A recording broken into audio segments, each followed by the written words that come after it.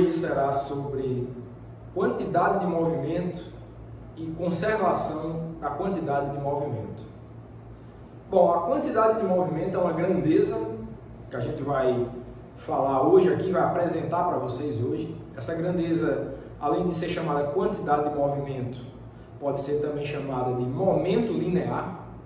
Então, às vezes eu vou falar as duas coisas indistintamente, vou definir essa grandeza e com o desenrolar da aula a gente vai ver como ela é importante na descrição dos fenômenos mecânicos. Então vamos lá. Quantidade de movimento linear.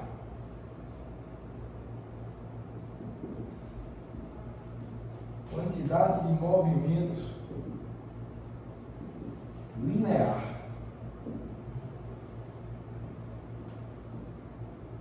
Então, vou logo definir, escrevendo aqui para vocês, definimos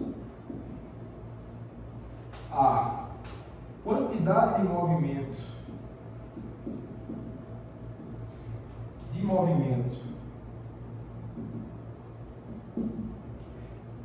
eu vou botar a abreviação aqui, que é M, de um objeto, pode ser uma partícula se você quiser, de um objeto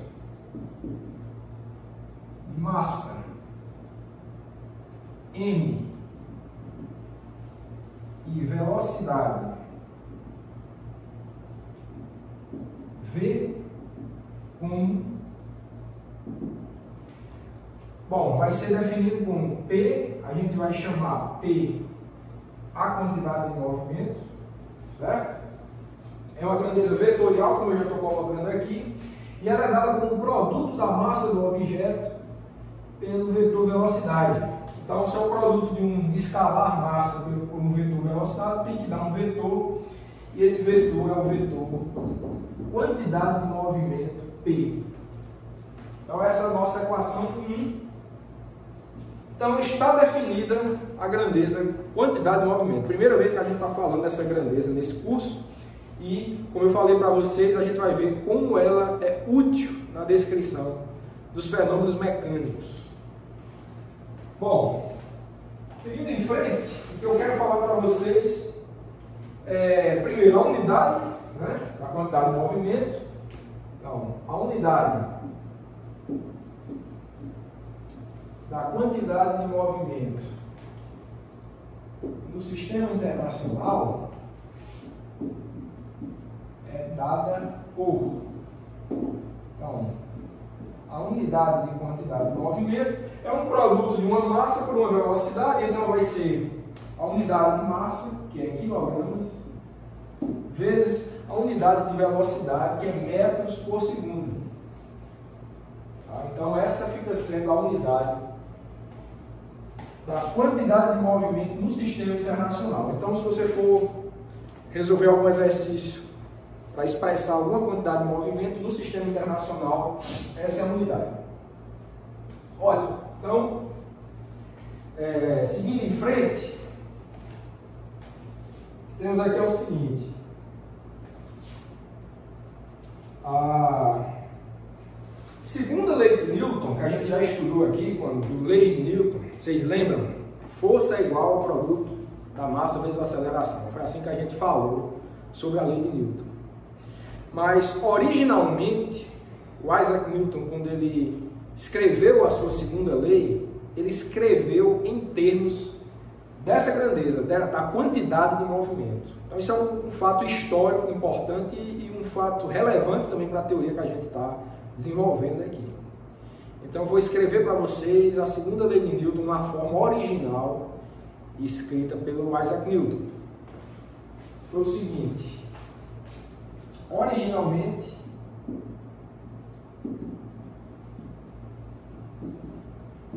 a segunda lei de Newton,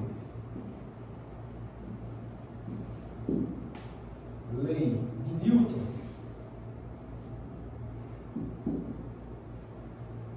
foi escrita como força igual a derivada dessa grandeza P em função do tempo. Equação 2. Olha, o que a gente tinha visto era que força é igual ao produto da massa vezes a aceleração. É um escalar massa vezes o vetor aceleração. O que está sendo dito agora é que esse vetor força, a força que você aplica no objeto, é igual à derivada de P em função do tempo, ou seja, é igual à taxa de variação da quantidade de movimento em função do tempo. Essa que foi a forma original do Newton. Aí você pode se perguntar, tá, e você falou a respeito de massa vezes aceleração. Isso deixa de existir? Não, não deixa de existir. A gente pode obter aquela equação que a gente já conhece a partir dessa. E eu vou mostrar para vocês quando que essa equação fica equivalente àquela outra. Então, o que a gente tem é o seguinte. No caso específico, no caso em que M, a massa M é constante, das equações 1 e 2, temos, o que é que eu quero fazer aqui? Eu quero substituir o resultado, né? A definição da equação 1 na equação 2, isso dá o seguinte, força igual a derivada de P, né? Mas P é M vezes V, então MV em função do tempo, fica assim. Se a massa for constante, ela sai do sinal de derivação. Se a massa não depende do tempo, ou seja, você tem um sistema, um objeto com massa constante, então essa massa pode sair da operação de derivação. Isso vai ficar simplesmente igual a massa vezes derivada da velocidade em função do tempo. E a partir disso vocês lembram que a taxa de variação da velocidade em função do tempo é a aceleração. Então isso daqui vai ficar igual a... Isso vai nos dar que força é igual a massa vezes a aceleração do objeto, que fica sendo a nossa equação de número 3. Bom, então, vocês podem dizer, então é a mesma coisa, né? É a mesma coisa. Essa definição aí do Isaac Newton é a mesma coisa daquela equação que eu já conhecia. Mas o fato é que não é a mesma coisa. Não é a mesma coisa. A equação 3 não quer dizer a mesma coisa da equação 2. A equação 3 é um caso particular dessa equação 2. A equação 2 ela é mais geral. Ela é mais geral. Por quê? Ela é mais geral? Porque ela trata também do caso em que a massa varia com o tempo. Se a massa variar com o tempo, eu não poderia tirar essa variável massa do sinal da operação de derivação, não. Eu teria que derivar um produto, né? Ou seja, eu tenho uma massa que depende do tempo, uma velocidade que depende do tempo, eu teria que executar uma regra do produto ali. E a expressão da força teria dois termos, certo? Um que depende da variação da massa e outro termo que depende da variação da velocidade, que é a aceleração. Então, no caso particular em que a massa do objeto não varia no tempo, que é os casos que a gente está tratando aqui a nível desse curso, então eu posso retirar a massa e aí sim você obtém força igual a massa vezes a aceleração, que é um caso particular da equação original proposta por Newton. Mas isso daqui é mais geral. Isso daí contempla os casos em que a massa também varia no tempo. Tanto que a de massa constante, quanto os casos que a massa varia no tempo. Bom, acho que não é difícil pensar também num caso em que a massa varia no tempo, né? Por exemplo, você tiver um balde cheio de água e esse balde estiver furado, vai ter água vazando, então a massa, né, desse balde junto com a água vai mudando em função do tempo, está diminuindo. Então, é um caso de massa variável, né? No caso dos foguetes também, Um foguete viaja, o consumo de combustível é muito grande, então, e a massa do combustível é muito considerável em relação à massa do foguete, então você tem uma perda de combustível aí, ou seja, uma variação da massa do foguete mais combustível em função do tempo. Então, não é um caso que essa equação aqui, número 3, daria conta. A equação a ser aplicada seria essa. Bom, mas eu falei sobre isso aqui, de novo, a nível desse curso, a segunda lei de Newton, os problemas que a gente tem abordado são resolvidos ou podem ser abordados com base nessa equação, porque a massa dos objetos não estava variando no tempo, então tudo bem usar a equação 3. Mas é importante mostrar esse fato histórico aqui, que a segunda lei de Newton foi mostrada dessa forma, e já de início a gente já observa que essa grandeza, quantidade de movimento, ela tem uma importância muito grande. Então, atribuir uma responsabilidade para a quantidade de movimento no contexto da segunda lei de Newton é muito importante. Vocês veem o papel importantíssimo que ela tem na segunda lei de Newton, englobando inclusive casos que a gente não via abordando, que são os casos de massa variável. Bom, então espero que tenha ficado claro, logo de início, a importância dessa grandeza, quantidade de movimento. Bom, e agora que a gente vai estudar, né, já que eu defini a quantidade de movimento para um objeto, ou para uma partícula, o que a gente vai querer fazer agora é estudar o comportamento da quantidade de movimento de um sistema de partículas. Ou seja, você tem um conjunto de N partículas, cada uma tem a sua massa, cada uma tem a sua velocidade.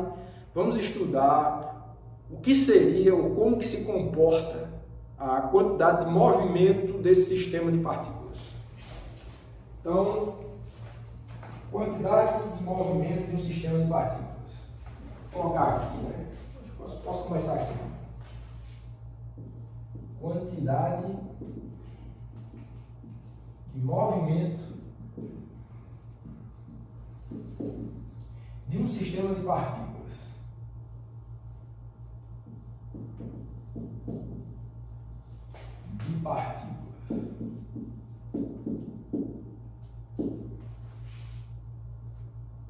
Vou botar aqui de partículas.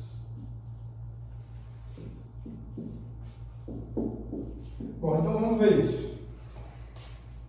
Dado um sistema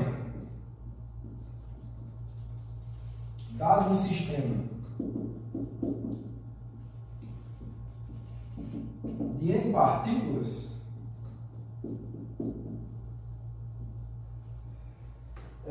a quantidade de movimento total é dada por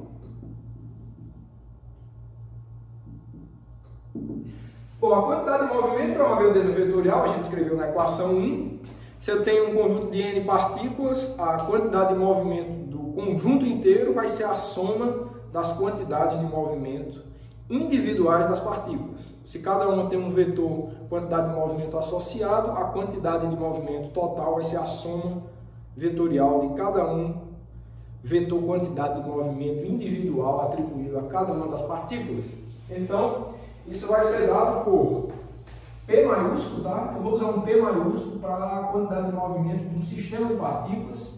Isso vai ser igual a P1, P minúsculo 1, que é a quantidade de movimento da partícula 1, mais quantidade de movimento da partícula 2 e assim por diante até você somar a enésima partícula.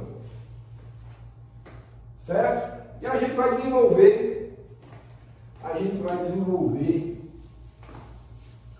esse cálculo agora. Vamos expressar essa quantidade de movimento em termos das massas e das velocidades das partículas. Bom, então, isso daqui vai ser igual a massa. A primeira quantidade de movimento vai ser dada como produto da primeira massa vezes a primeiro vetor velocidade, mais massa 2, velocidade 2, mais até a enésima, né? O produto, a soma dos produtos da massa com velocidade, né? Então, Mn, Vn, certo? Então, no fim das contas, o que é que você tem, né?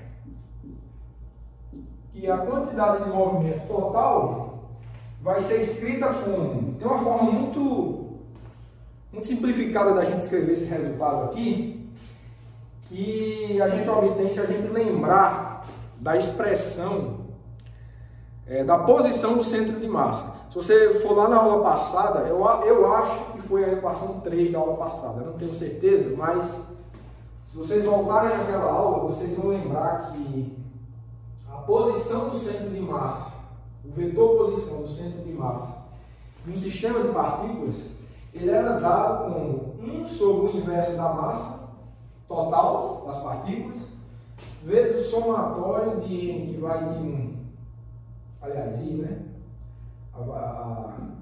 Parâmetro i, que vai de 1 até n, de mi, ri, onde esses ri's eram os vetores posição de cada partícula. Certo? Então, a posição do centro de massa era isso.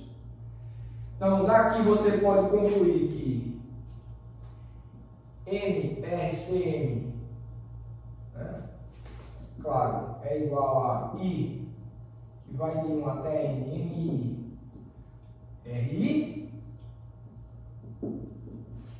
E se você deriva os dois lados dessa equação, você vai ter que M grande, velocidade do centro de massa, é igual a somatório de I, que vai igual a de 1 até N. M, as massas são constantes, você deriva só as posições, então VI. Vetor de posição VI. Então você tem essa equação aqui. Eu acho que eu até cheguei a derivar essa equação aí quando eu estava procurando a segunda lei de Newton para um sistema de partículas. Eu acho que eu cheguei a fazer 2 derivadas dessa equação aqui. Tinha uma outra que envolvia a aceleração do centro de massa. Mas o que eu estou querendo chamar a atenção é para esse passo aqui. Certo? Se você reparar, o lado direito dessa equação, que é esse objeto aqui, ele é exatamente igual a isso aqui, ó. Somatório dos produtos da massa das partículas pela velocidade das partículas. Aqui, ó. É exatamente isso aqui. Então, se a quantidade de movimento total é dada por essa soma, que é igual a essa daqui, então a quantidade de movimento total vai poder ser expressa como um produto da massa total pela velocidade do centro de massa.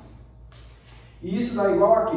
Massa, então vamos escrever, massa vezes velocidade do centro de massa no vetor. Creio eu, esta é a nossa equação 3, né? Acho que é a terceira equação de Euler. Pronto, então a gente conseguiu expressar a quantidade de movimento total do sistema de partículas como sendo a massa total das partículas vezes a velocidade do centro de massa das partículas. Então ficou com uma cara parecida com a definição de quantidade de movimento de uma partícula. A equação 1 que a gente derivou hoje. Quantidade de movimento de uma partícula é massa da partícula vezes velocidade da partícula. Quantidade de movimento do sistema de partículas é a massa do sistema de partículas vezes a velocidade do centro de massa do sistema de partículas. Então, ficam essas definições importantes. E o que a gente vai poder fazer é o seguinte agora.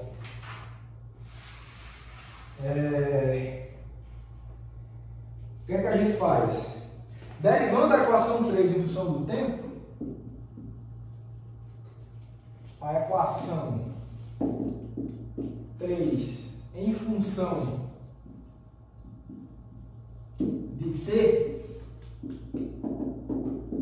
temos, você vai ter que derivada da quantidade de P total, né? Vai ser igual a massa total do sistema de partículas é constante, ela pode sair da operação de derivação, então vai ficar massa total vezes derivada da velocidade do centro de massa, certo? E, claro, isso daqui vai ser igual a massa das partículas vezes a aceleração do centro de massa. Vai ficar dessa forma.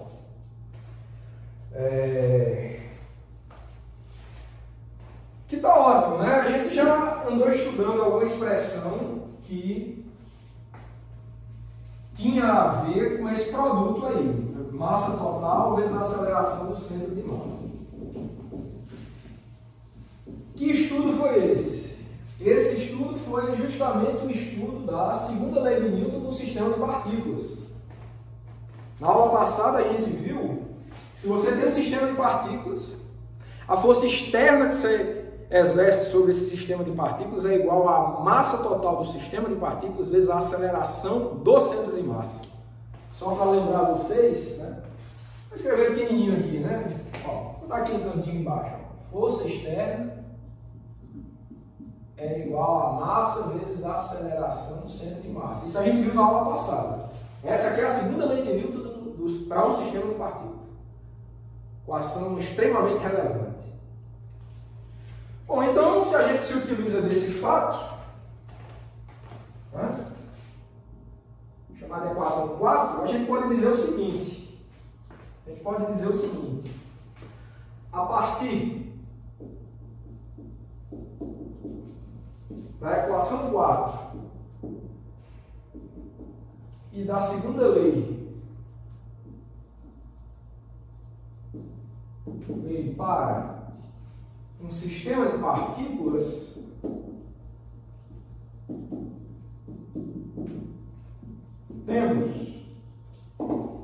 a gente vai ter que a força externa exercida por esse sistema de partículas,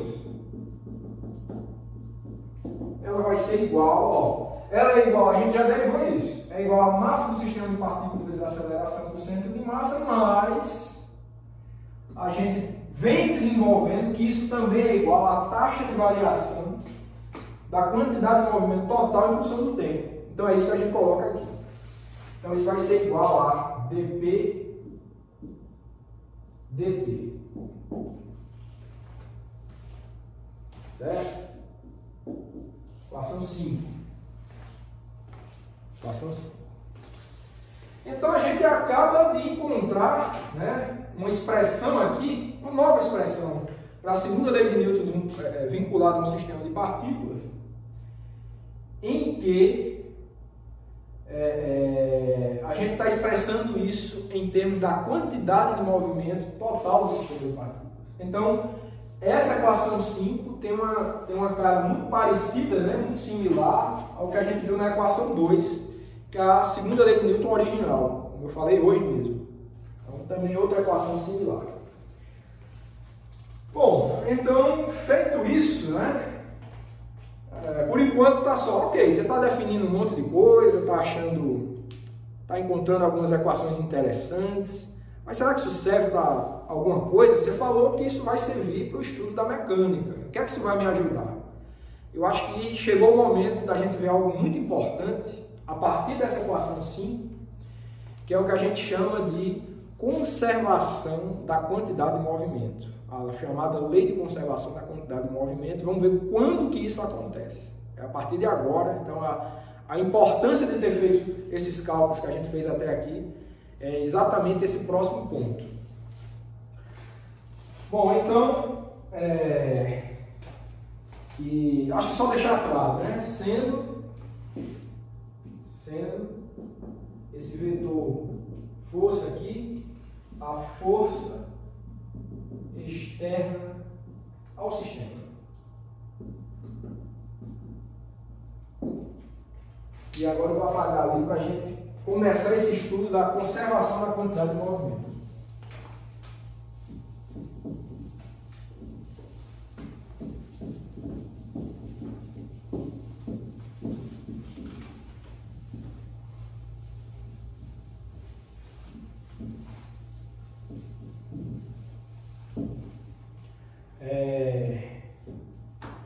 Vamos lá.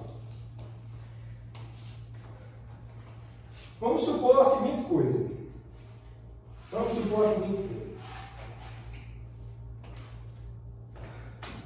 conservação, né? Então, o que a gente vai estudar agora? Conservação da quantidade de movimentos.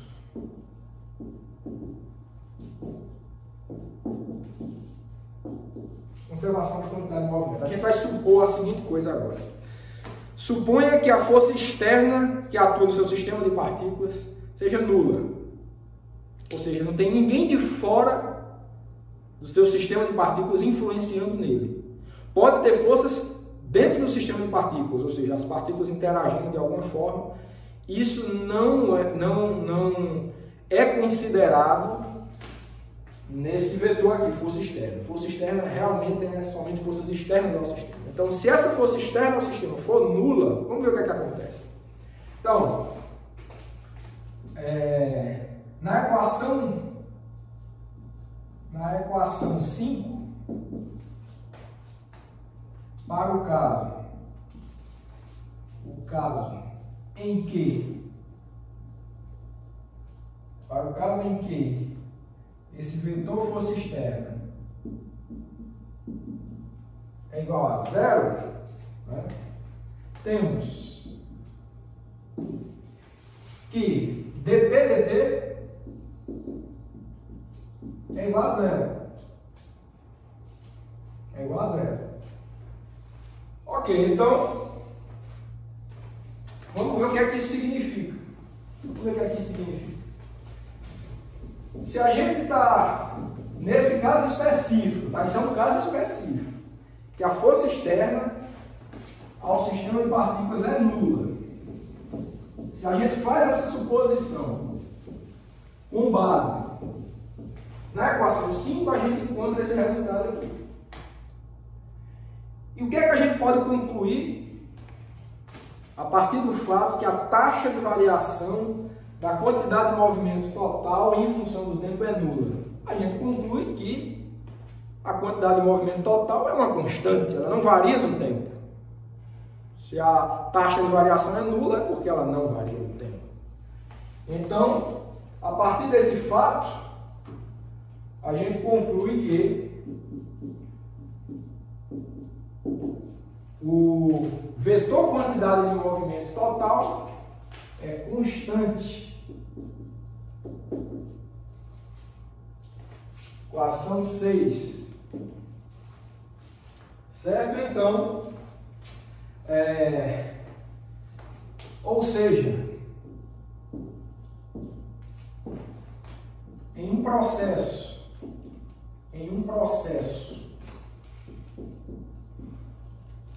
em que a força externa é igual a zero, temos que a quantidade de movimento total do sistema de partículas no instante inicial do processo é igual à quantidade de movimento total do sistema de partículas ao final do processo. É constante, ou seja, no início, durante todo o processo, desde o início até o fim desse processo, a quantidade de movimento total, que é P maiúsculo, não varia. É igual no início e no fim. Então a gente pode escrever essa equação aqui. Eu vou chamar de equação 7, que é a lei de conservação da quantidade de movimento. Então, esta é a lei da conservação da quantidade de movimento, pessoal. Se não existem forças externas atuando sobre o seu sistema de partículas, isso não precisa ser 2 nem 3, é N partículas, tá? Se a força externa é nula, a quantidade de movimento total do sistema de partículas é constante. Ela não varia por conta desse processo. Essa é a lei. Ok, então, a equação, não precisa dizer que isso é importantíssimo. Eu acho que já dá para vocês imaginarem que isso deve ser bastante relevante para a gente estudar processos mecânicos, certo? E Só chamar a atenção para outro fato, é que a partir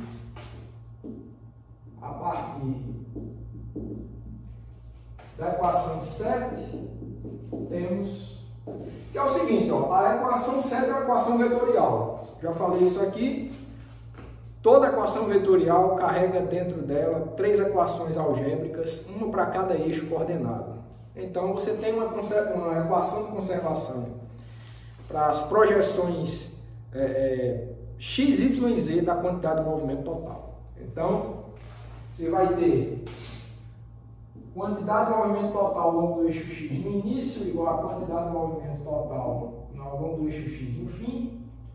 Mesma coisa para a projeção y e mesma coisa para a projeção z.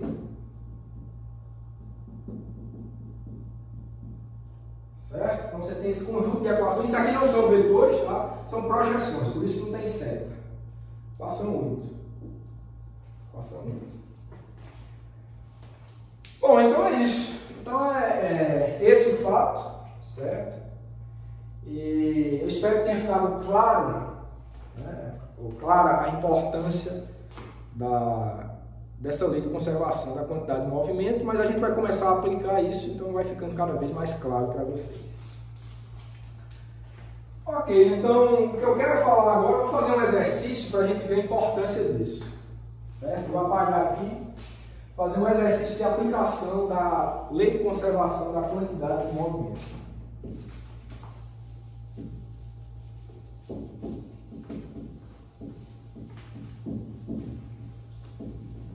Aqui. Deixa eu apagar tudo, tá? Vocês têm qualquer coisa, vocês voltam no vídeo para conferir o que eu vou falar para vocês.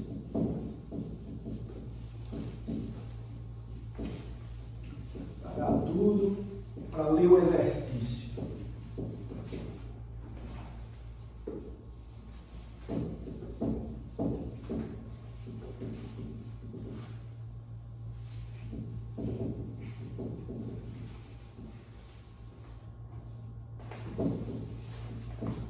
Ok. Então, o exercício que eu quero discutir com vocês, vou ler, depois a gente resolve. O exercício diz o seguinte: um homem de 75 quilos está guiando um carrinho de 39 quilos, que se desloca com uma velocidade de 2,3 metros por segundo. Ele salta do carrinho com velocidade horizontal nula em relação ao chão. Qual a variação resultante da velocidade do carrinho? Então, o homem ele vai no carrinho, né, vai guiando o carrinho, e por alguma razão ele saltou do carrinho, e nesse salto a velocidade dele em relação ao chão é nula. Então você entende que a velocidade do carrinho variou por causa desse salto do homem, né? Então a pergunta é única, qual a variação da velocidade do carrinho? Certo? Bom, então eu vou fazer um esboço, né, um desenho aqui. Você tem uma situação inicial, certo? Vou botar o piso aqui. Vou botar o carrinho, né? De uma forma bem simples aqui, só para a gente entender. E vou botar o homem no carrinho. Certo? Então, nessa situação inicial, tá certo? Vou tentar deixar o mais horizontal possível. Esse aqui é o eixo X. Essa é a situação inicial. Nessa situação inicial, a velocidade do carrinho no início é igual à velocidade do homem. No início, isso é igual a... São iguais, não vou botar esses dados aqui, certo?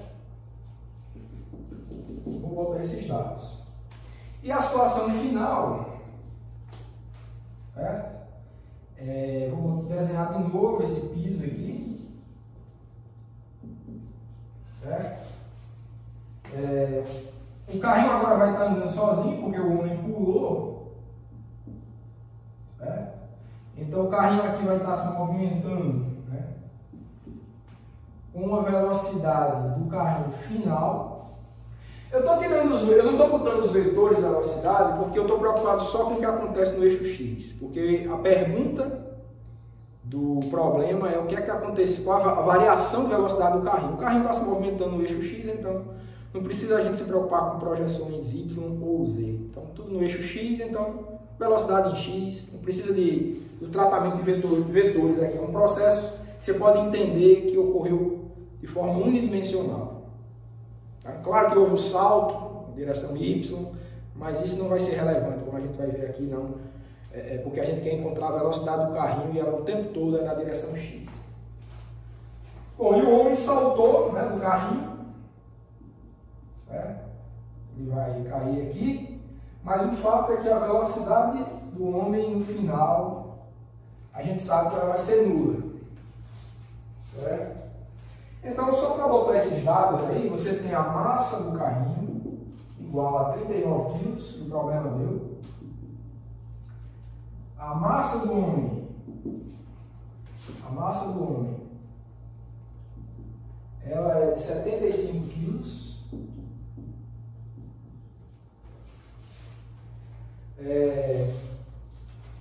A gente tem que a velocidade do carrinho no início, que é igual à velocidade do homem no início, é igual a 2,3 metros por segundo. Pronto. Eu acho que não tem mais nada, nenhum dado, né? Pronto. Então essa aqui é a situação. Essa é a situação. E a pergunta que se faz é: qual é a variação da velocidade do carrinho, né? Então, qual é a variação da velocidade do carrinho? Certo?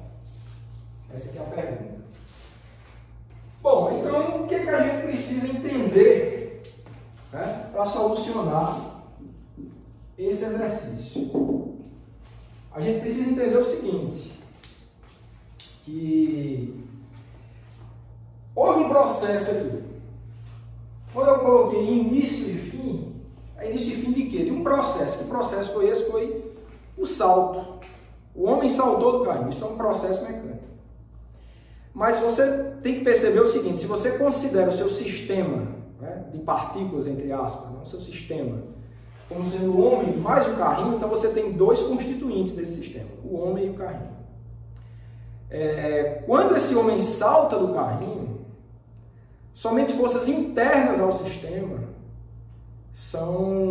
acontecem. Né? Ele pula, ele de alguma forma vai impulsionar esse carrinho, é o que vai causar a variação de velocidade dele. E o homem, ele vinha com uma certa velocidade junto com o carrinho e ficou com velocidade nula. Então essas forças internas entre o homem e o carrinho fizeram com que as velocidades deles variassem no processo. Mas, de novo, esse processo só envolve forças internas ao sistema. Se você despreza atrito e tal, do solo com o carrinho, tá? A gente está desprezando isso aqui. Então, nesse processo só ocorreram forças internas ao sistema. Então, se só ocorreram forças internas ao sistema, as forças externas ao sistema são nulas. E da segunda lei de Newton, se as forças para o sistema de partículas que a gente derivou aqui, acho que é a equação 5 ou 6 aqui da aula que eu apaguei, mas se a força externa é nula, a quantidade de movimento total do sistema se conserva. Aplica-se a lei de conservação da quantidade de movimento nesse caso, porque as forças externas são nulas. Então, como só existiram forças internas, a quantidade de movimento se conserva.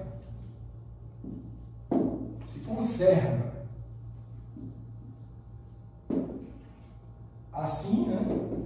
O que é que a gente tem? A quantidade de movimento total no início é igual à quantidade de movimento total no fim. De novo, não estou botando vetor porque tudo está ocorrendo no eixo X aqui. A preocupação é somente essa. Então, qual que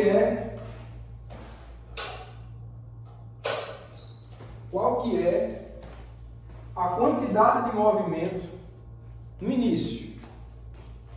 A quantidade de movimento no início é a soma das quantidades de movimento dos dois, tá certo? Então, é o seguinte, você vai ter no início, você tem a massa do homem vezes a velocidade inicial do homem mais, né? Deixa eu só dizer que se implica isso, né? Deixa eu só fazer com calma aqui. Isso implica, né, no seguinte: quantidade de movimento total é a soma das quantidades de movimento individuais dos constituintes, que são o homem e o carrinho. Então, para o homem, você tem a massa do homem, velocidade do homem inicial, mais massa do carrinho, velocidade do carrinho inicial. E isso vai ter que ser igual a massa do homem vezes velocidade do homem no final, mais massa do carrinho, velocidade do carrinho no final. Essa que é a ideia. Bom, como a velocidade do carrinho no início é igual à velocidade do homem no início, a gente pode juntar, né? Essa velocidade é igual a essa, certo? Mas o que a gente quer é a seguinte coisa, né? Eu acho que não precisa juntar, não. Depois a gente resolve. Mas no final, acho que esse é um dado relevante, que a velocidade do homem no final ela é nula, né? Acho que faltou até copiar aqui isso. Velocidade do homem no final é igual a zero. Então esse termo aqui ele é nulo. Ele é nulo. Então, o que é que a gente obtém? A gente pode expressar a velocidade do carrinho no final. Velocidade do carrinho no fim vai ser igual a massa do homem mais massa do carrinho vezes velocidade do carrinho no início. Por que eu escrevi assim? Porque a velocidade do homem no início é igual à velocidade do carrinho. Então eu posso, se eu quiser apago isso aqui, boto a velocidade do carrinho no início, boto em evidência, aí fica a soma das massas igual a isso, dividido, tá? Dividido pela massa do carrinho. Dividido pela massa do carrinho. Pronto, então você tem esses dados todos, tá certo? Você tem a massa do carrinho, você tem a massa do homem, tem a velocidade do carrinho no início. Então você consegue encontrar que a velocidade do carrinho no fim é igual a 6,72 metros por segundo. Metros por segundo. Bom, e a partir disso ficou simples, né? Então, a variação da velocidade, que é o que a gente quer encontrar, que é o que o problema pede, a variação da velocidade do carrinho vai ser igual a velocidade do carrinho no fim menos velocidade do carrinho no início. E isso daqui é igual a quê? A 4,4 metros por segundo. Essa é a velocidade que variou no carrinho. Então, é esse o ponto. Então, pessoal, olha, veja como a conservação é um problema que ficou simples de resolver, mas se não fosse pela lei de conservação da quantidade de movimento, eu acho que daria um trabalho razoável para a gente pensar, né? Então, o fato de só haverem forças internas ao sistema, você sabe que a lei de conservação da quantidade de movimento se aplica e com isso a gente conseguiu encontrar o quanto que a velocidade do carrinho variou. Então, ó, eles vinham juntos com a velocidade de 2,3 no início, metros por segundo. O homem saltou, ou seja, reduziu sua velocidade a zero, mas para conservar a quantidade de movimento total do sistema, o carrinho teve que ganhar velocidade, ele acelerou por causa do pulo. Então, quando o homem pulou o carrinho, ganhou velocidade, o homem ficou com velocidade zero no solo. Então, isso tudo ficou compreendido quantitativamente por conta da lei de conservação da quantidade de movimento que se aplicou nesse caso. Então eu espero que tenha ficado claro essa aplicação para deixar vocês mais conscientes do que a gente vem desenvolvendo nessa aula, que é a lei da conservação da quantidade de movimento e a importância que tem para o estudo da mecânica. Então, só para dar uma noção disso. E vamos agora a seguir ver outro caso importantíssimo em que a lei de conservação da quantidade de movimento se aplica. Então, vou continuar com o conteúdo, vou apagar tudo aqui. Então, outro tema que também merece ser abordado sob o ponto de vista da conservação da quantidade de movimento são os fenômenos das colisões. Quando você tem dois objetos que colidem, é um evento importante em várias escalas da física, a nível astronômico, a nível molecular, ou na nossa escala mesmo. Então, colisões ocorrem em todas as escalas, mas uma coisa que em todas essas escalas das colisões tem em comum é o fato de somente forças internas ao sistema, ou seja, entre os objetos que colidem, existirem durante o processo de colisão. Então, se você considera duas ou mais partículas colidindo, as forças que vão estar envolvidas nesse processo de colisão, elas somente são forças internas, forças que vão fazer, muito provavelmente, com que as trajetórias dos objetos envolvidos sejam alteradas, mas todas essas forças são internas e, por conta disso, é possível a gente aplicar a lei de conservação da quantidade de movimento para estudar as colisões. E, devido à importância do tema, a gente vai dedicar o final dessa aula ao estudo das colisões e a próxima aula também a gente vai continuar abordando isso. Então, vamos começar a partir de agora. Então, colisões. A gente pode definir colisões de uma maneira bem abrangente da seguinte forma. Colisões são eventos que ocorrem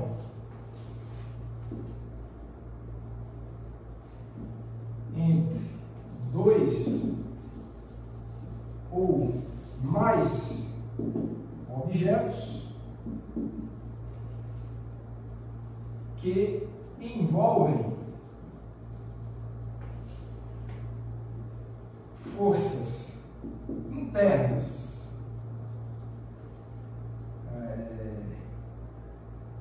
no caso entre os objetos, né, relativamente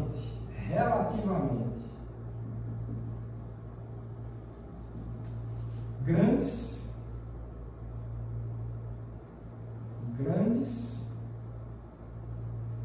em tempos relativamente curtos. Então, colisões são eventos que ocorrem entre dois ou mais objetos que envolvem forças internas relativamente grandes em tempos relativamente curtos. Porque, de fato, mesmo colisões entre objetos pequenos, para que cause essa mudança de trajetória, as forças têm que ser realmente grandes, porque o tempo de contato entre os objetos que colidem, em geral, são tempos muito curtos. Ordens aí, por exemplo, de uma fração de segundos, para que a quantidade de movimento necessária para você alterar a trajetória desses objetos seja suficiente para isso, né? Então a força tem que ser muito alta. A força tem que ser muito alta, envolvida entre os objetos, para que a quantidade de movimento seja suficiente para alterar significativamente a trajetória dos objetos envolvidos na colisão. Ok, então vou fazer só um esboço que seria uma colisão entre dois objetos. Então, uma colisão simples aqui.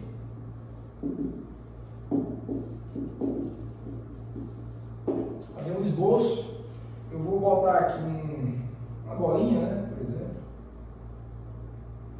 Está aqui em contato, certo? Outra bolinha. Isso é no momento da colisão, certo? Então, você vai ter, digamos que é uma bolinha está deformado por conta da colisão. Pode ser duas bolinhas de tênis, por exemplo, uma maior, outra menor. Elas colidem, você tem a bolinha da esquerda, você tem a bolinha da direita, certo? Então, você tem esse perfil aqui, a colisão vai ocorrer, né? Certo?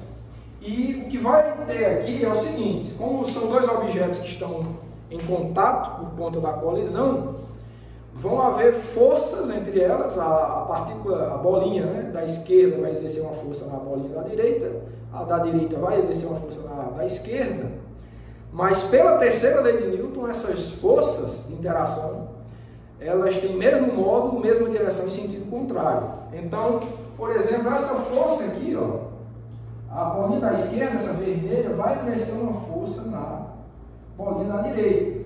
Então você tem um vetor força, e esse vetor ele depende do tempo, certo? Depende do tempo. E a bolinha da direita vai exercer uma força na bolinha da esquerda, também com um vetor força negativo, tá? Vocês estão conseguindo enxergar, mas é o mesmo vetor força, só que no sentido contrário, por conta da terceira lei de Newton. Mesma direção, mesma intensidade, ou seja, eles têm o mesmo tamanho, mas sentidos contrários. E o que vocês podem estar se perguntando é por que essa dependência temporal? Por que esse vetor força ele varia no tempo? Bom, ele varia no tempo porque a colisão ela tem apesar de ocorrer num tempo muito curto, mas ela tem alguns estágios, né? Ela tem a parte inicial, é quando os objetos iniciam o contato. Nesse início do contato, você pode até pensar que as bolinhas ainda não estão nem deformadas ainda, né? Então você tem uma força muito pequena entre elas, depois elas têm um momento aí, um período de compressão grande, máximo, que existe essa deformação. Era para ser esferas perfeitas, mas você está vendo esse achatamento aqui por conta da colisão. Então essa força ela aumenta significativamente a intensidade dela. E depois as bolinhas vão começando a perder o contato, então você tem uma queda abrupta aí nessa intensidade da força. Então é uma força que varia no tempo. Apesar da colisão ser curta, mas nesse curto intervalo de tempo, essa intensidade ela varia muito. Então, por isso que eu estou colocando aqui essa dependência temporal para as colisões, certo? Ok, então o que é que a gente pode dizer a respeito disso? A partir da segunda lei de Newton, da segunda lei,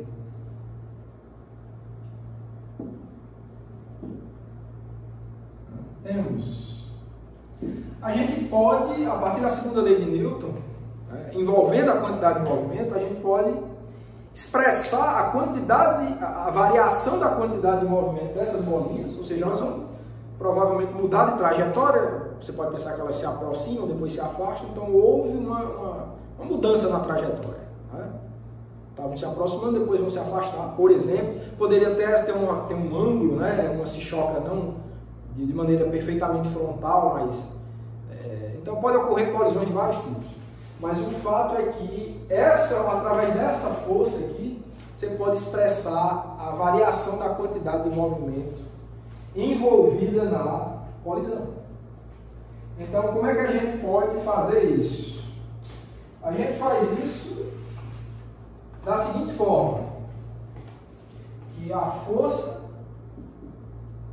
do tempo, né, ela vai ser igual à taxa de variação da quantidade de movimento em função do tempo. Certo? Então, isso a gente derivou hoje. Na verdade, essa é a segunda, desculpa, derivou não, isso é uma lei, né? Segunda lei de Newton. Isso aí não é derivado, isso aí é imposto, né? Newton observou que isso era verdade. Então, a partir dessa equação, o que a gente pode escrever é o seguinte. Isso nos dá que a gente pode multiplicar por dt dos dois lados, então o que a gente vai obter aqui, dp, essa diferencial dp, vai ser igual a força em função do tempo dt, certo? Só multiplicar por dt dos dois lados. E, obviamente, a gente vai poder integrar os dois lados, certo? Fazer uma integração. Os intervalos de integração vai ser entre a quantidade de movimento inicial da colisão, ou seja, antes da colisão, qual é a quantidade de movimento de um objeto desse, e até a quantidade de movimento final, certo? Isso, nota que eu estou focando em um objeto só. Pode ser, se você quiser, o objeto da direita. Tá? F de t é a força que está ocorrendo no objeto da direita. Então, eu não estou analisando os dois, não. Estou analisando um só. Quando você faz análise de segunda lei de Newton, é com um objeto específico. Vamos supor que eu estou analisando um objeto da direita, certo? Então, a força aplicada pelo da esquerda no da direita é relacionada com a variação da quantidade de movimento do objeto da direita, essa bola azul aqui, certo? Dessa forma, você pode integrar. Esse limite de integração é a quantidade de movimento inicial dessa partida da direita, e aqui é a quantidade de movimento final, certo? E aqui, se a variável aqui é o tempo, então você tem o tempo inicial e o tempo final. Isso é tudo relacionado, né? O momento inicial com o tempo inicial, o momento final com o tempo final. Então, esse é o cálculo. Esse é o cálculo. E, indo em frente com isso, o que é que a gente pode encontrar? A gente diz o seguinte. A gente conclui que essa integral aqui é bastante simples, vai dar simplesmente a taxa de a variação da quantidade de movimento, né? Ou seja, isso daqui dá quantidade de movimento final menos quantidade de movimento inicial. E isso daqui é igual a... Vou deixar da mesma forma, tá? Tempo inicial, tempo final, integração da força. Faltou o vetor aqui, né? F de dt. Certo? Então, essa vai ser, eu acho que é a equação número 9, né? Segundo a sequência da aula de hoje. Acho que a gente parou na 8. E o que a gente tem a dizer é o seguinte, né? A grandeza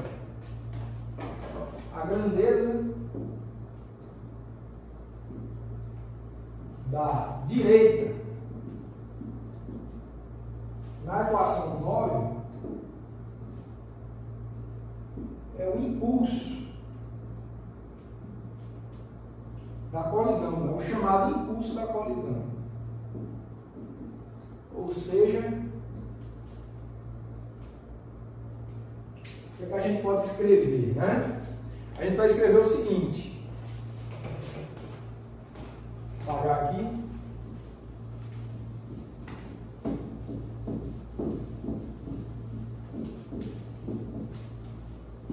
Podemos escrever a seguinte coisa. Que J, né, esse impulso, isso é uma nova grandeza que a gente está instituindo aqui, certo? Isso aqui está tranquilo, a gente fez os cálculos, encontrou isso daqui. E o que eu estou falando para vocês aqui é que esse lado da equação, esse lado direito, é uma integração, precisa da força, você precisa do tempo de ocorrência dessa colisão. Por definição, isso daqui é chamado o impulso da colisão. É uma grandeza vetorial, tá certo?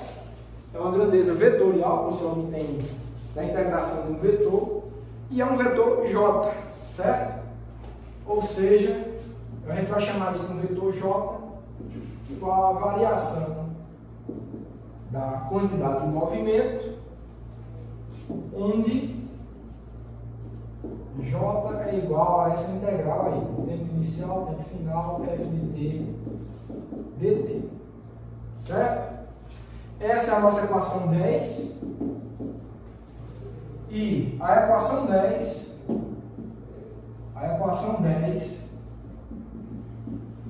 é chamada de teorema do impulso quantidade de movimento.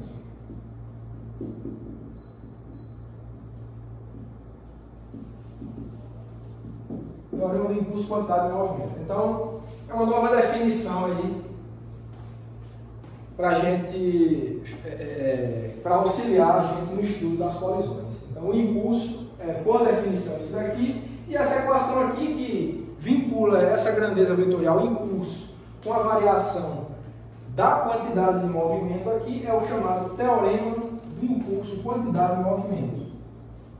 É a relação entre essas coisas. Ok, então, o que eu posso falar mais a respeito disso? Tá? Eu vou só fazer uns gráficos aqui para a gente observar as seguintes coisas. Eu vou fazer um gráfico qualitativo sobre o comportamento da força em função do tempo. Então, podemos observar o seguinte fato. Né? Observar o seguinte fato.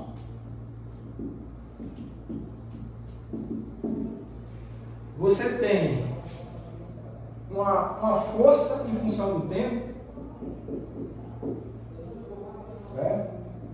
Tem uma força em função do tempo que tem a ver com a colisão, certo? Então, vamos supor que o tempo inicial da colisão esteja aqui, o TI, e o tempo final esteja aqui, o TF. Em geral, pelo que a gente discutiu, essa força varia no tempo, mas tem um perfil característico. Né? Ela começa sendo nula quando os objetos ainda não colidiram. Depois, ao ocorrer a colisão, essa força vai aumentar significativamente na parte de compressão máxima, e depois elas vão começar a se afastar, essa força começa a cair rapidamente. Então, o perfil característico é esse aqui, ó. Certo? Seria um gráfico mais ou menos como esse, para a força em função do tempo. E se a gente olha para essa equação aqui, ó, para essa equação aqui, essa integral, a integral dessa função em t, geometricamente, quem já fez o curso de cálculo, geometricamente ela significa a área abaixo da curva f vezes t. Então, o impulso J, certo? O impulso J, ele é justamente a área abaixo dessa curva aqui. Eu vou até pintar para ficar mais claro, tá certo? O impulso J é essa área toda pintada aqui. É o valor dessa área, geometricamente, tá? Geometricamente, por conta dessa definição aqui de impulso, certo? Bom, mas se a gente tem um valor específico para essa área, né, é uma curva bem até complicada, né? Depende muito da colisão. Mas o valor da área abaixo dessa curva é o valor que a gente atribui à intensidade do vetor impulso. E tendo em vista isso, o truque que a gente pode fazer, até para simplificar o entendimento do estudo da colisão, é o seguinte. Isso aqui é equivalente, eu vou refazer esse gráfico aqui, certo? Isso é equivalente a você, digamos, suponha que você vai achatar essa curva vermelha aqui, tá? De modo a transformar, suponha que você achata e estica aqui, de modo a você transformar essa curva complicada aí simplesmente num retângulo, cuja base, o tamanho da base do retângulo continue sendo essa diferença aqui, tempo final menos tempo inicial, e a altura do retângulo vai ser a chamada força média envolvida na colisão. Então, se você faz esse truque, eu vou botar aqui de novo, ó, TI, tempo inicial e tempo final. O truque é você fazer essa modificação. Isso é uma coisa mental, tá? Isso aqui a gente está teorizando tudo isso. Então, você vai ter uma curva com esse perfil mais ou menos aqui, certo? De tal forma que o valor dessa área permaneça fixo. Você está fazendo essa deformação, mas você quer manter o valor dessa área fixo, certo? Vou até pintar de novo aqui e entendo que essa área tem o mesmo valor que tinha antes, certo?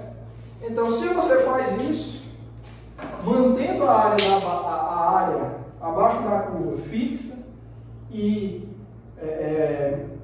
mantendo o tamanho da base, tempo final menos tempo inicial fixo, a altura do retângulo é a chamada força média, é a intensidade média. Então, em média, a colisão tem essa intensidade de força envolvida. Então, é como se durante todo o tempo da colisão a força fosse constante, mas a duração dessa colisão, do contato entre os objetos, fosse a mesma. Tempo final menos tempo inicial. Então essa que é a ideia. Para que eu estou fazendo essa simplificação? Porque fazendo essa simplificação, eu posso passar da definição de impulso dessa integral como sendo simplesmente o produto da força média com a diferença de tempos. Por quê? Porque a área do retângulo é muito simples. É a área da base, é o tamanho da base vezes o tamanho da altura.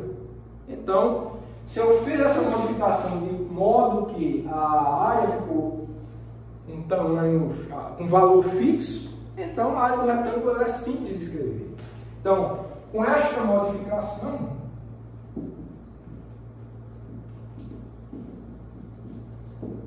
temos o seguinte, que o impulso J, né, a intensidade dele, tá certo? A intensidade do impulso vai ser igual a força média vezes a variação do tempo ΔT, certo? Que é tempo final menos tempo inicial.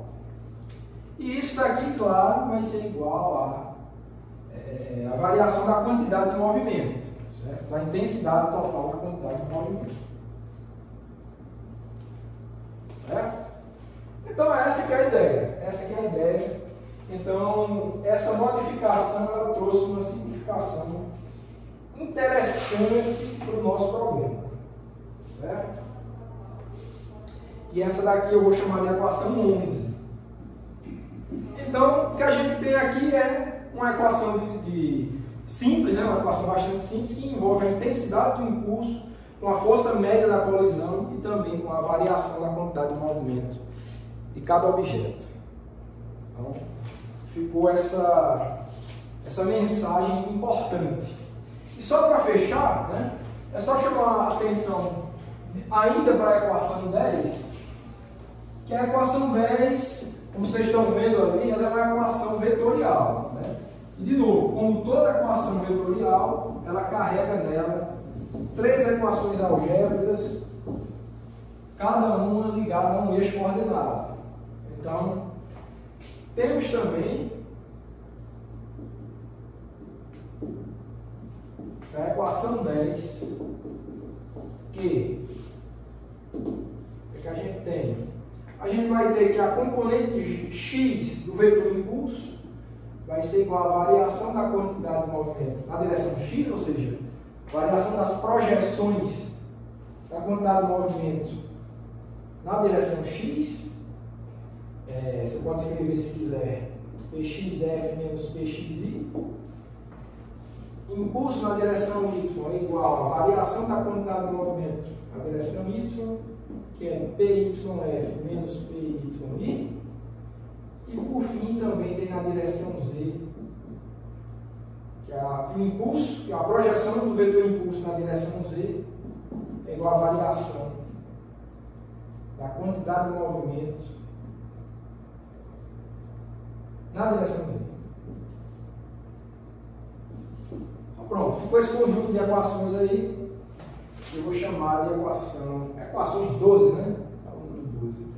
Então é isso, pessoal. Olha, ficou esse vínculo, né? O teorema do impulso quantidade de movimento vincula as projeções do vetor impulso que a gente definiu ali com a variação da quantidade de movimento em cada direção do seu eixo coordenado que você define. Você escolhe do jeito que você quiser para onde está apontando o x, o y e o z.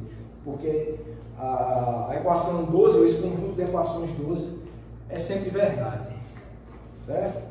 Bom, e para fechar a aula de hoje, eu vou só fazer um outro exemplo para a gente fixar o conteúdo dessa parte final que a gente está falando agora.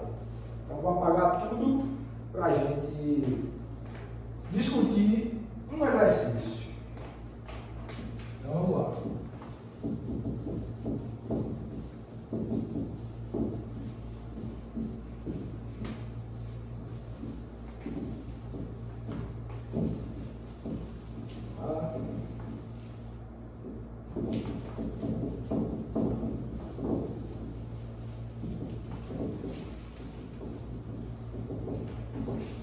Apagar aqui também.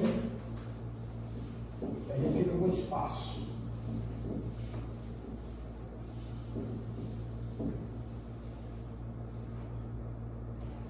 Bom, vamos lá.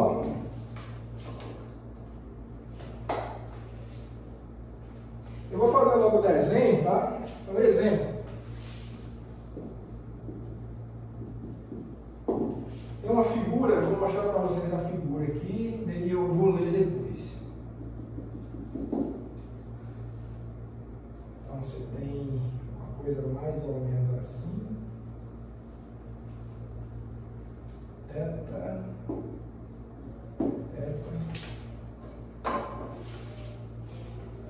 Tem uma bolinha aqui. Tem um vetor V aqui. Bom, esse é o desenho. Eu vou ler o exercício agora para a gente começar.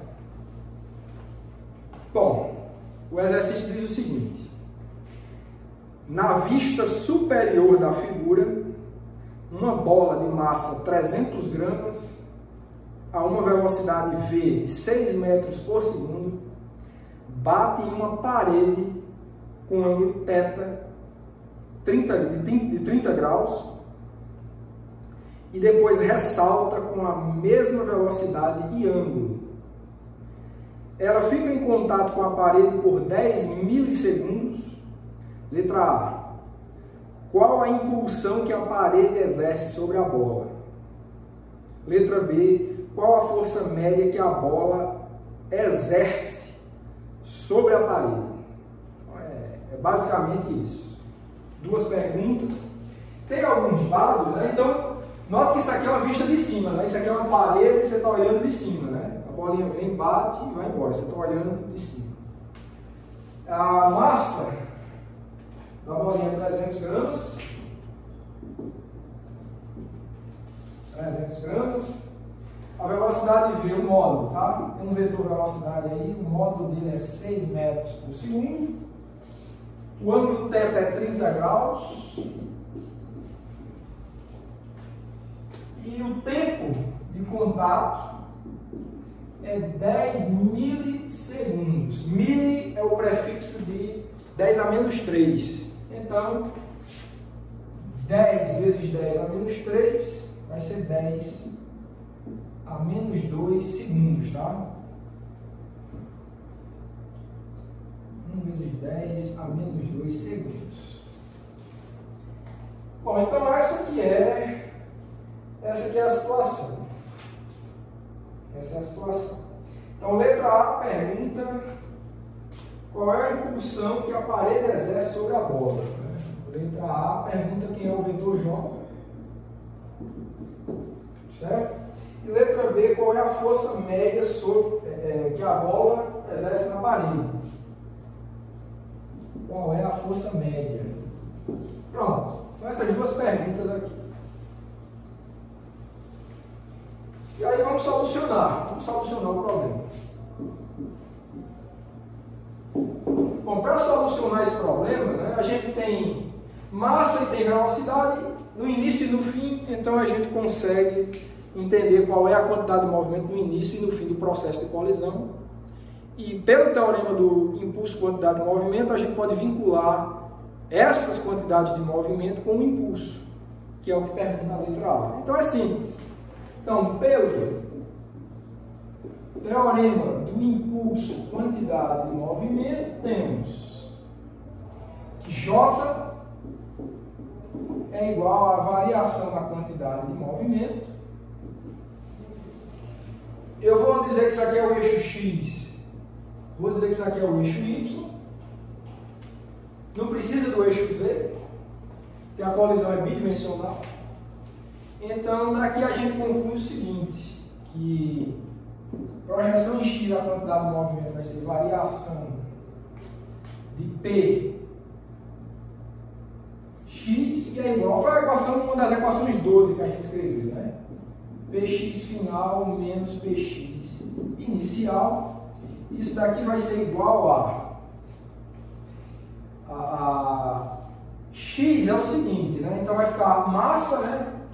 Qual é a quantidade de movimento? A projeção da quantidade de movimento na direção x vai ser massa vezes velocidade em x final menos massa vezes velocidade em x inicial. E isso daqui vai ser igual a massa, que é a projeção em x, ó. O vetor velocidade do início é esse aqui. Eu vou até botar aqui início e fim, tá certo? Início e fim. Início e fim. No início, ó, a projeção em x ela é positiva, tá certo? Então, esse vetor, só vou desenhar aqui, ele está assim, ó. Ele está assim. Esse ângulo aqui, ele é θ também, tá certo? Ó, o que está mostrando na figura seria esse aqui, θ, mas ele é θ aqui também. Então, esse é o vetor V inicial. Esse aqui seria o eixo x, tá certo? Então, a projeção em x vai ser dada pelo cosseno, né? Pelo cosseno de 30 graus. Então, vai ser Vx. Ah, esse é o final, né? Mas tanto faz também, tanto faz. Esse aqui seria o inicial. Ó, esse aqui é o vetor V inicial, certo? Mas o V final, que é esse aqui, ele também tem uma cara parecida, né? V final. Tem aqui o ângulo θ, certo? Também vai ser um cosseno. Também vai ser um cosseno. Então, a projeção Vx final, esse tamanho aqui, vai ser o módulo do vetor velocidade no final, que é V, o tempo todo o módulo é igual no início e no fim, o problema fala isso. Tá? O módulo do vetor velocidade, tanto no início quanto no fim, é igual. Então, vai ser mv cosseno de θ menos, agora no início, ó, M, que é x, é a mesma coisa. Ó. Essa projeção aqui, eu vou botar até de azul, Vx, F e Vx são iguais, ó, são o mesmo vetor, que é V cosseno θ. Então isso daqui dá zero, né? Isso daí dá zero, então a gente conclui que a projeção do eixo x do vetor impulso é zero. Agora falta a gente analisar o vetor impulso no eixo y, tá? Então, isso aqui foi o eixo x. Então, essa equação aqui, ela implica também que jy é igual a variação da quantidade de movimento em y, que é igual a PYF menos PYI, que é igual a mesma coisa, ó, MVYF menos MVYI, que é igual, aí agora a gente vai ver quem são essas projeções em Y. Ó, o VYF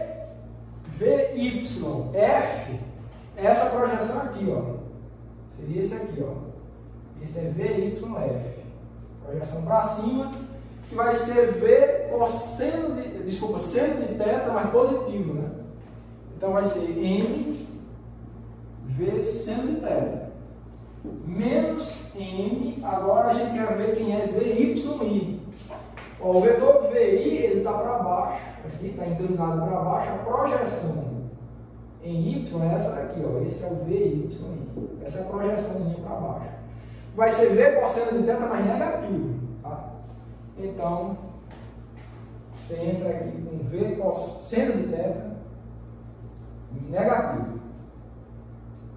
Negativo. Certo? Então, esse menos com menos vai ser mais, então isso vai dar 2mv seno de θ. Então, isso nos dá aqui jy é igual, se você faz a conta, substitui tudo isso, você você vai ver que dá 1,8, 1,8, e a unidade de impulso. Olha, a unidade de impulso você pode escrever de duas formas. É uma variação de quantidade de movimento, então tem sim a mesma unidade de quantidade de movimento, que é quilograma vezes metro por segundo. Então você pode botar ali. Mas se você lembrar também, o impulso, só lembrando, né? Ele está dado pela força média, né? Que a gente vai usar já vezes variação do tempo, né? Então pode ser dado também como sendo unidade de força vezes unidade de tempo, que é Newton vezes segundo. Então você pode escolher tanto botar a unidade de quantidade de movimento, que é quilograma vezes metro por segundo, ou botar a unidade de força vezes tempo, que é Newton vezes segundo. É a mesma coisa. Botar Newton vezes segundo. Certo? Newton vezes segundo. Então, no fim das contas, o que o problema pede, que é, letra A, qual a impulsão que a parede exerce sobre a bola, então você pode botar em termos de vetor, né? O vetor impulso é igual a componente x, vetor unitário i, mais componente y, vetor unitário j, que é igual a 1,8 Newton vezes segundo, projeção ao longo do eixo y, né? E isso foi para cima, né? Para cima. Então, o resultado é esse. Então, o impulso, se você quiser, é um vetor apontando para o eixo y para cima, né? Então, o impulso é assim, ó. Esse impulso tá de verde aqui, tá? Então, seria esse vetorzinho verde aqui. Espero que vocês estejam conseguindo ver. A parede vai exercer esse impulso durante a colisão, tá? Esse é o impulso da colisão. Certo? Então essa foi a letra A, tá certo? Essa foi a letra A. E agora o que a gente quer é a letra B. Eu vou apagar esse lado aqui para a gente encontrar a letra B. Só lembrando, ele pede qual a força média que a bola exerce na parede. Qual a força média que a bola exerce na parede. Bom, vamos lá, eu vou apagar aqui. A gente vai fazer a letra B.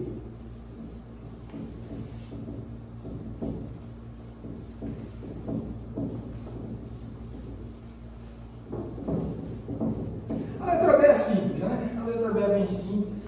Uma vez que a gente encontrou o impulso, a força média é de graça, né? Ela vem fácil. Então, letra B, você tem o seguinte, que o módulo do impulso, a gente derivou isso aqui, ele é igual à força média da colisão vezes o intervalo de tempo ΔT. Então, a força média da colisão é o módulo do impulso dividido pela variação de tempo. A gente tem a variação de tempo aqui, ó, 10 a menos 2 segundos. O módulo do impulso é esse daqui, ó, 1,8. Então é 1,8 dividido por 10 a menos 2. E isso dá 180 newtons. Olha como foi alto, né? A força média. Bolinha leve de 300 gramas, mas por conta do tempo de colisão ter sido muito curto, a força média envolvida na colisão foi 180 newtons. Então, ficamos com esse resultado e, obviamente, a força que a bolinha exerce na parede vai ter o sentido aqui contrário do impulso na parede, né? Desculpa, da parede na bola, esse é o impulso da parede na bola, a força da bola na parede vai ter sentido contrário. Bom, pessoal, era isso. Eu acho que esse exemplo é simples, mas de uma forma geral envolveu boa parte do conhecimento que a gente viu nessa parte final da aula. Então, na próxima aula a gente vai continuar descrevendo a fenomenologia das colisões. Então eu vou aguardar vocês na próxima aula.